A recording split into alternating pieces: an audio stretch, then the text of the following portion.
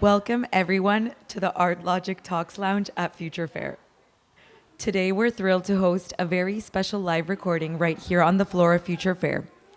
How Does the Art World Work is a podcast that does exactly what its name suggests, pulling back the curtain on the inner workings of the art world, one conversation at a time. I'm pleased to welcome your hosts, Matt Nasser, director of the Empty Circle Gallery, Claudia Baez, Mexican New York City-based artist, and Bart Bland, curator, writer, and executive director of Lehman College Art Gallery. Thank you. And today our guest is Jacqueline Cedar, who's an artist and director of Good Naked Gallery. And this We're all is here at Future Fair. and we're at Future Fair. And this is the It's wrapping up, right? It's been a couple of days, a few days in the making. There's wonderful projects all over the place, including your booth. Your booth. Thank you. and I like Jacqueline's booth a lot. Thank and I you. also like your booth, Matt. Thank you. They're good booths and they should be visited. There's not any people in the audience. We need more people. I don't think you should have brought that up, but that's okay. I wanted to start by, because I think, listeners are at various levels of dipping their toes into the art world.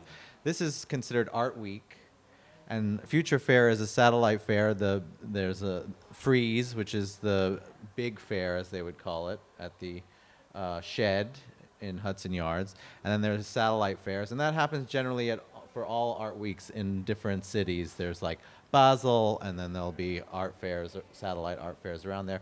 There's NADA, there's the Independent. There's many art fairs happening during this week in New York. And also many art auctions.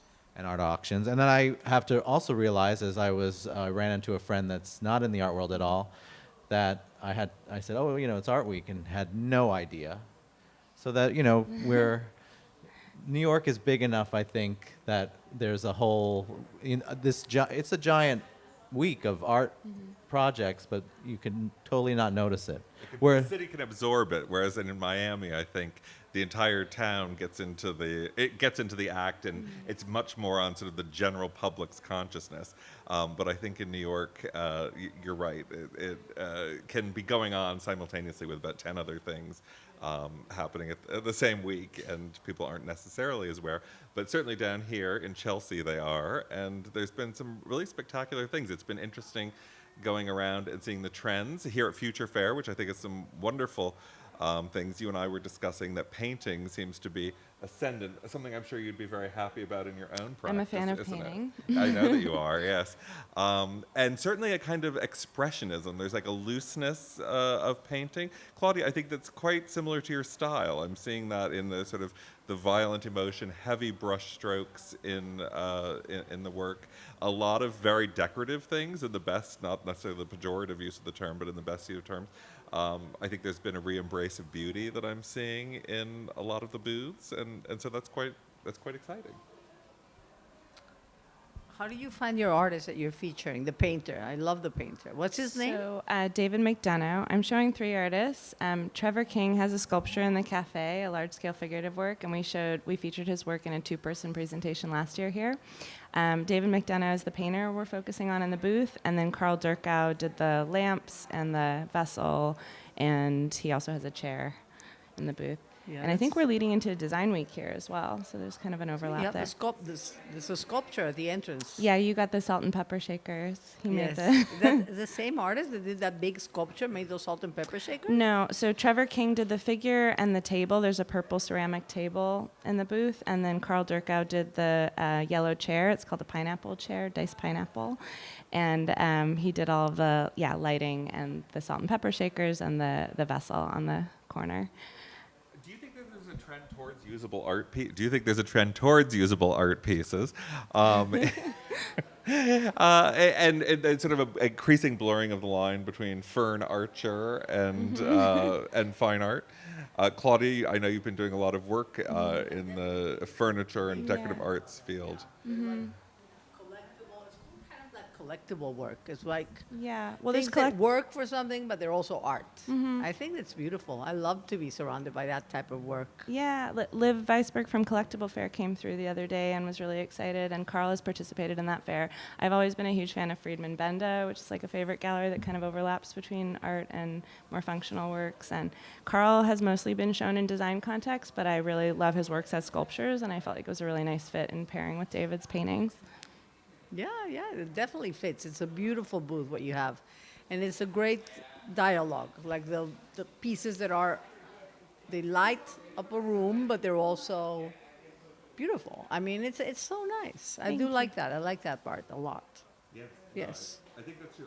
We were speaking with a civil engineer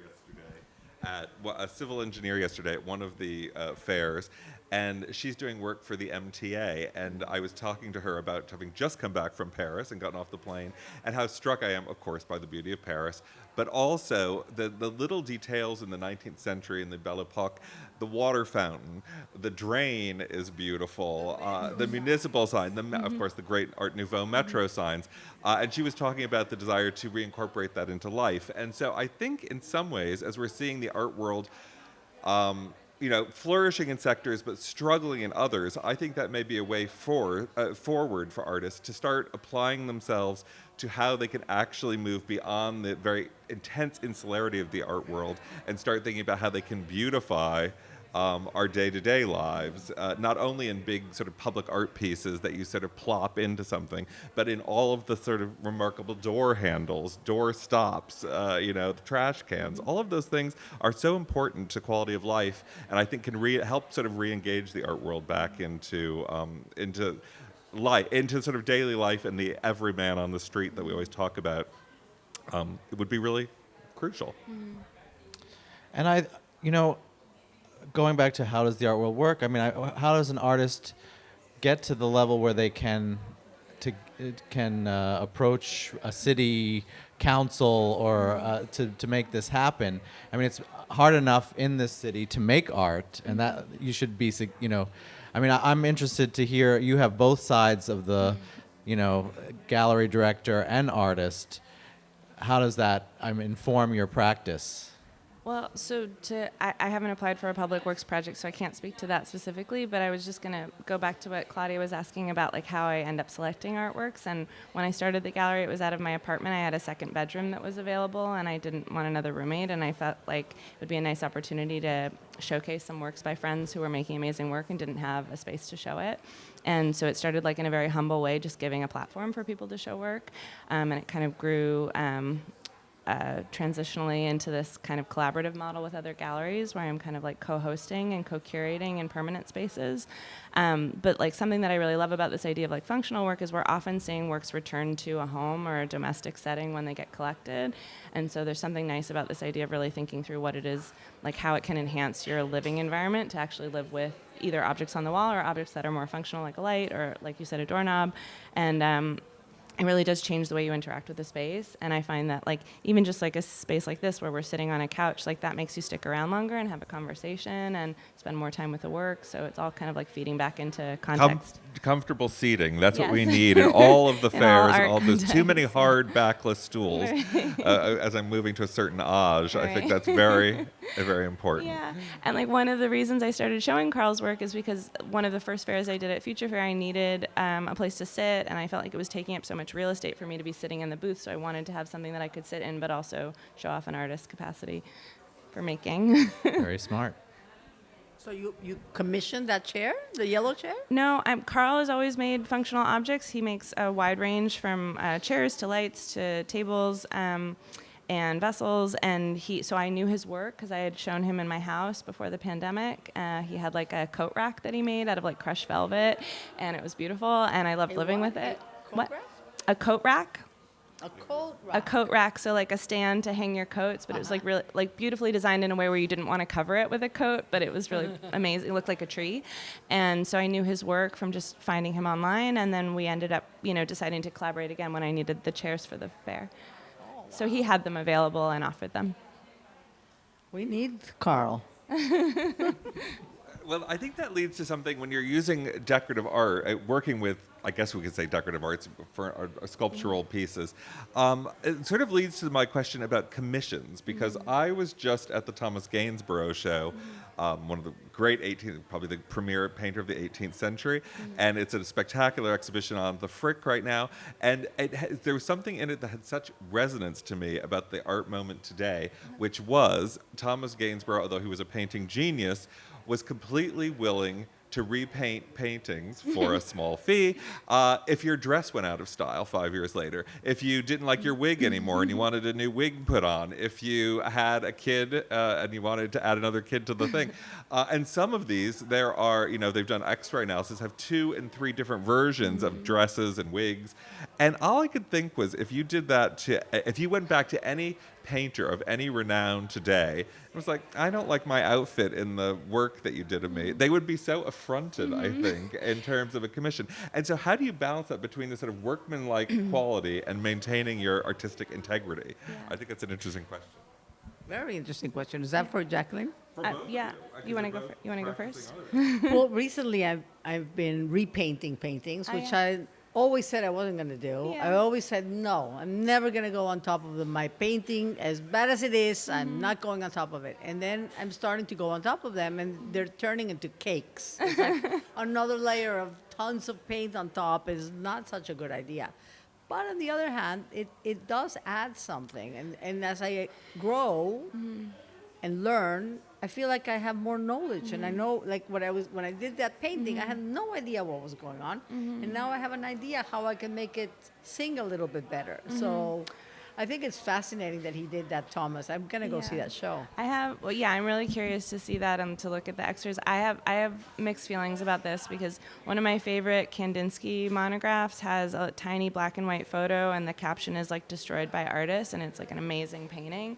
And I feel like artists don't often know how to read their work in terms of its resonance with an audience, and a lot of times we destroy something or cover something that maybe we've gotten sick of or we feel disillusioned by, but actually it could have like a lot of weight or meaning to someone else. So it's like a tricky balance between like self-editing and also like letting something sit out in the world, even if you feel a little uncomfortable with it.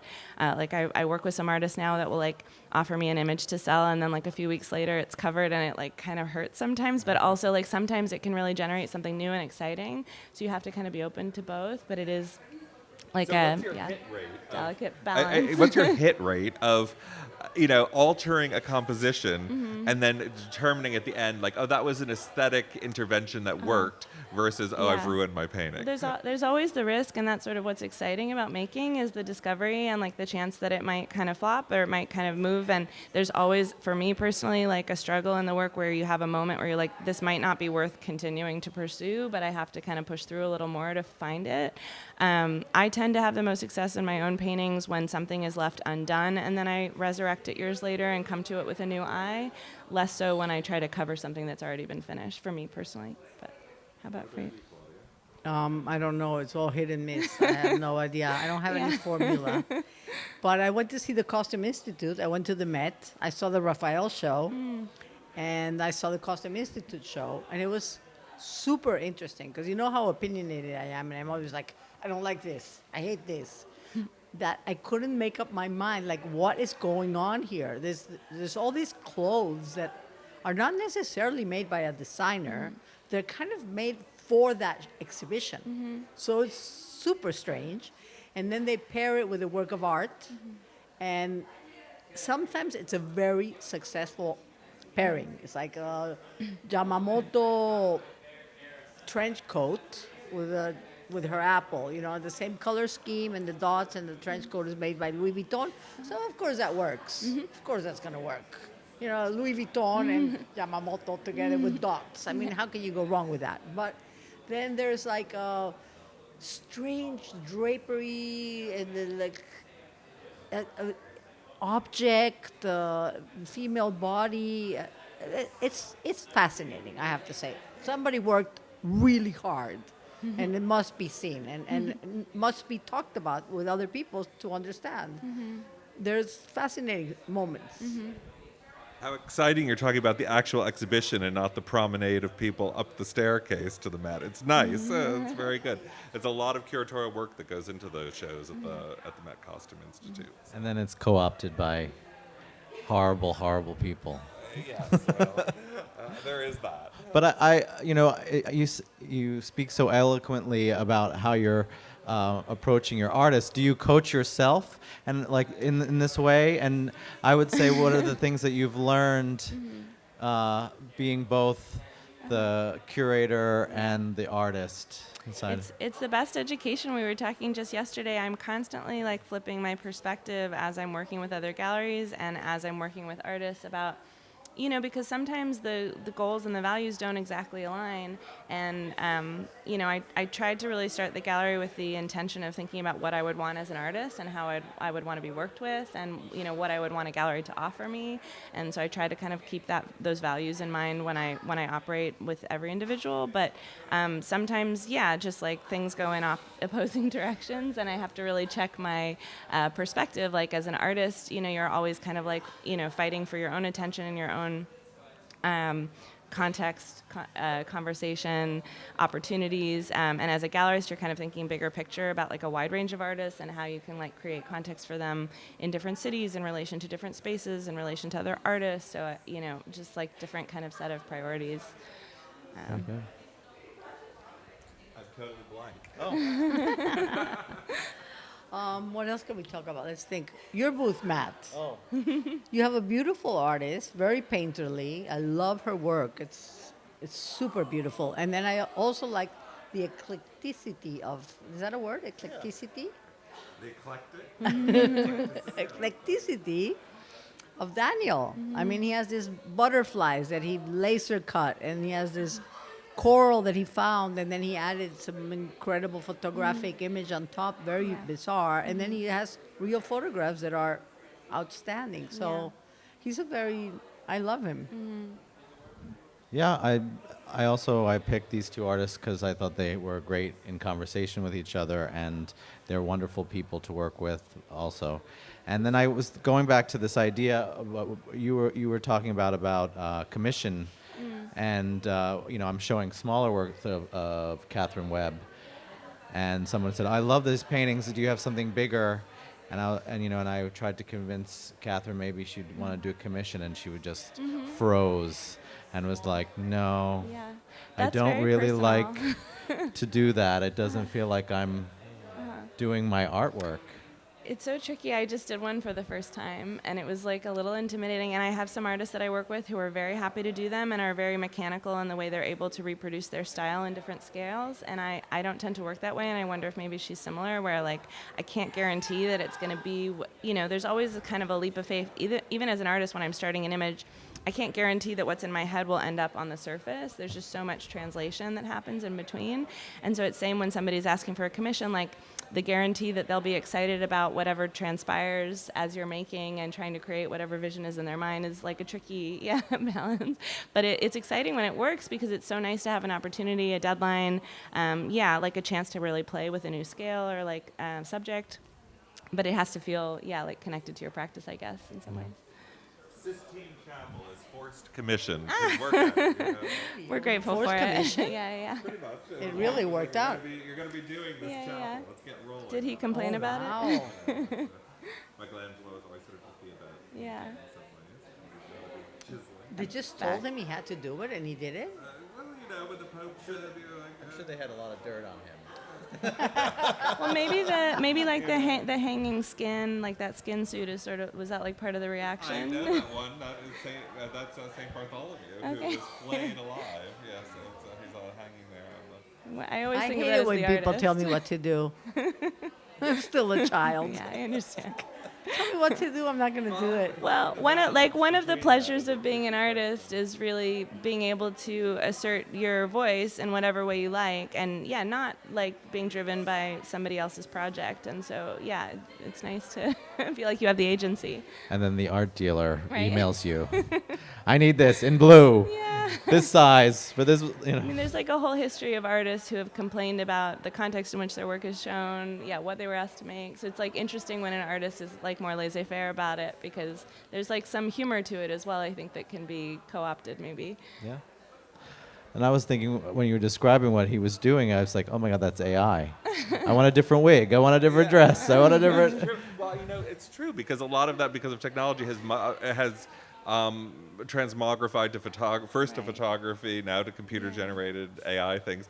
So now that's kind of looked upon, and if you could generate everything all of the time, it'll be interesting if that changes people's art practice to being more accommodating to that kind of thing in their fine art, or whether that will become even more kind of problematic or radioactive to do that kind of work. I think a lot of artists have already for years used that as a tool to like kind of Photoshop and test different ideas. Also, like Matisse is a really interesting early example of someone who's like thought of as this like very like joyful, like quick, easy made, the paintings feel very fresh and direct, and yet when you kind of look at the extras of those, there's layers and layers of overworking and trying, like the Moroccans or paintings like this where like you really see all the different variations, and it's like, it's not thought of that way, but it landed somewhere for him. Well, because it looks so. I just saw the Matisse show at the Grand Palais this week, and his dealer,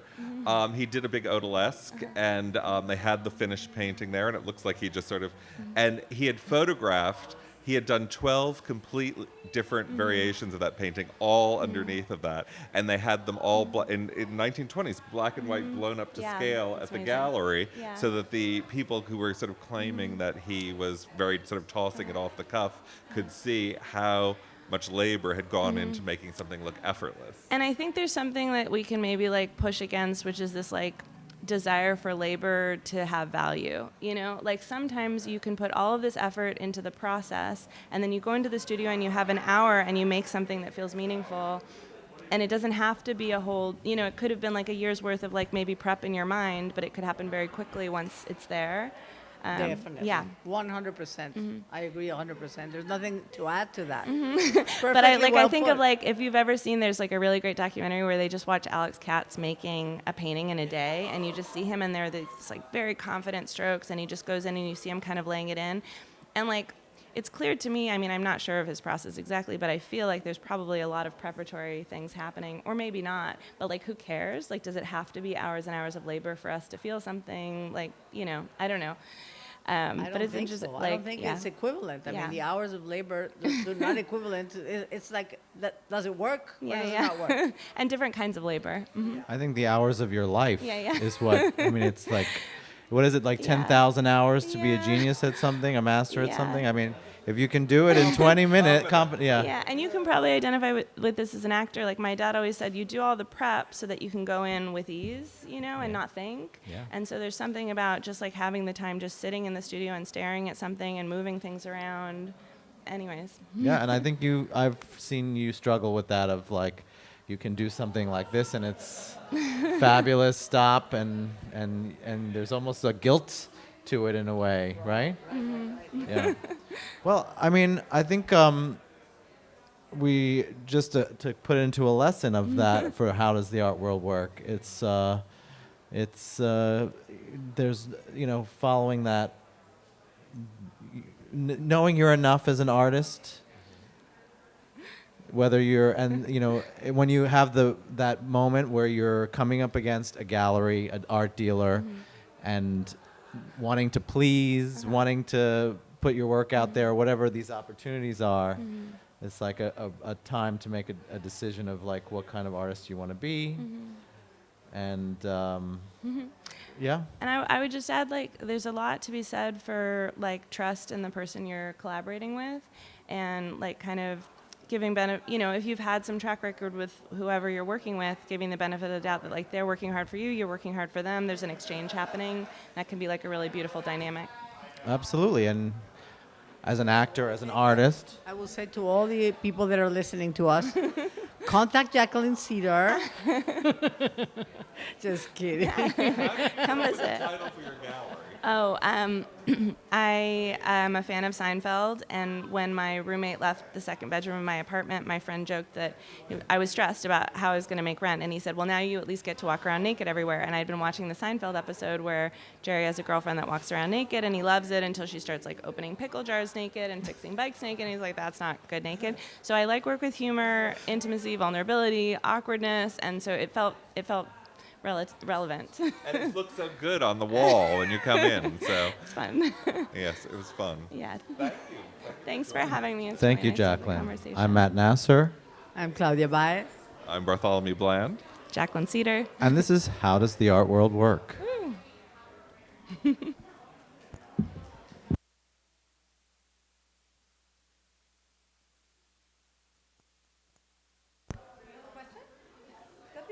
Okay, how do we do this? Give me the mic. Come A on. question from the audience.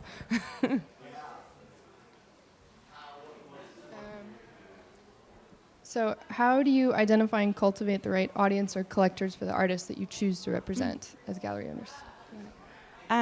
Well, I think that's like the biggest part of my job as a gallerist, especially as a young program, is seeking out, like I always say to artists when, there's a lot of vulnerability in making, and sometimes if something doesn't sell, there's like insecurity, and I always say, you make what you want to make, and my job is to find the audience for what you're making. Like if I'm working with somebody, I really believe in what they're doing, and so most of the time it's a matter of like kind of seeking out, again, just audiences in different places, like at art fairs. Like an art fair is a really amazing way to build an audience as a young space.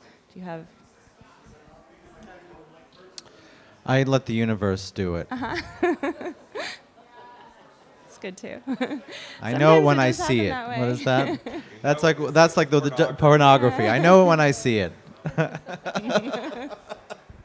Well, since I run a university art gallery, we're not in the business of selling, which is, perhaps a downside for emerging artists, but also a privilege because I'm much more likely or able, have the ability to not sort of worry about the salability of work that we're showing. And for me, it's really because we do thematic group exhibitions, it's really the mix so that we have some very well-known names in every show. We've got practicing mid-career artists and then blending in emerging talents, because I think that's when you get those conversations going between artists of different phases of their career, that's what's going to be most beneficial for young artists who are emerging. And that's why you see like a lot of group shows for younger spaces, because they're trying to kind of mix audiences from different artists. And I mean, working with a university is so important for an artist's CV as well. It's just kind of building So that if longevity. you're an artist and you have a unicorn, you can talk to Bart That's the next because show. he's doing a show about unicorns.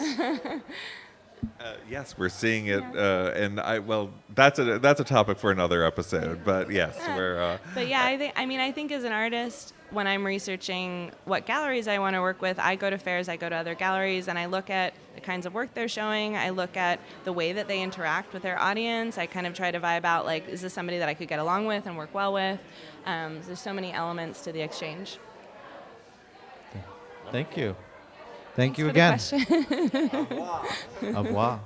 From New York.